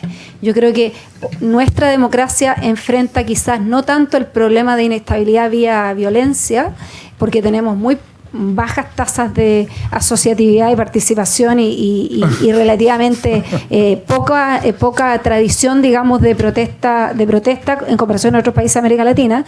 Entonces, corremos un peligro por esa vía, quizás sí, pero también corremos un peligro que tiene que ver con este deterioro lento, así como que te diagnostican cáncer o Alzheimer y te pasas 30 años vegetando en un deterioro paulatino. Yo creo que cualquiera de las dos escenarios, digamos, en este deterioro, que para la próxima elección municipal llegue 20% de los electores a votar, no es algo poco probable, o 20 o 30, y que este alejamiento de los ciudadanos de lo público, me parece que también una de las pocas posibilidades de reencontrar a las élites con la ciudadanía es un proceso constituyente. Es la única manera que se me ocurre, institucional, democrático, ordenado, formal, que se podría tener un intento de, a ver, intentémoslo de nuevo, digamos. No es ninguna garantía, porque también corremos el riesgo que hemos llegado a tal nivel de descreimiento que también es posible que los ciudadanos asuman una actitud de, ¿sabes qué? Tampoco te creo, no estoy disponible, no quiero participar, que yo creo que es en realidad hoy día, no es que no crea que hay un problema de que los poderes constituidos y los incumbentes no quieran cambiar las cosas. Creo que ese es un problema severo, un peligro y un riesgo severo, pero también tenemos otro problema que tiene que ver con qué capacidad e interés tienen los ciudadanos y la sociedad, digamos, o el pueblo, en los términos que lo quieran poner, es de tomarse este proceso de verdad y transformarlo en un proceso constituyente efectivo. Y yo creo que esa es la única respuesta, la clave de lo que va a ocurrir tanto con el anuncio del mecanismo como de cuánto puede ocurrir en el Congreso o no. En realidad depende de lo que siempre depende los cambios en política. Depende de la correlación de fuerza, de la capacidad de movilización y de la ciudadanía. Y entonces, en realidad depende de cada uno de nosotros y de todos los que podamos mover. Así que con esa nota un poquito más optimista. Gracias, Marcela. A nombre de la facultad, entonces yo quiero dar las gracias a todos nuestros panelistas, especialmente a nuestros invitados, John, Fernando y Marcela, y en honor a la hora, al cansancio acumulado de una jornada larga, ¿no? Quiero dar por terminado este espero primer ciclo de discusiones sobre la nueva Constitución. Espero que durante los meses que vienen o el próximo año, ¿no?, podamos tener una nueva instancia dentro de la Facultad de Derecho o dentro quizá del contexto más amplio de la Universidad Austral, ¿no?, sobre el proceso que se está llevando a cabo para la creación de una nueva Constitución. Y bueno, y agradecer también por último al público que nos acompañó en buen número en esta jornada.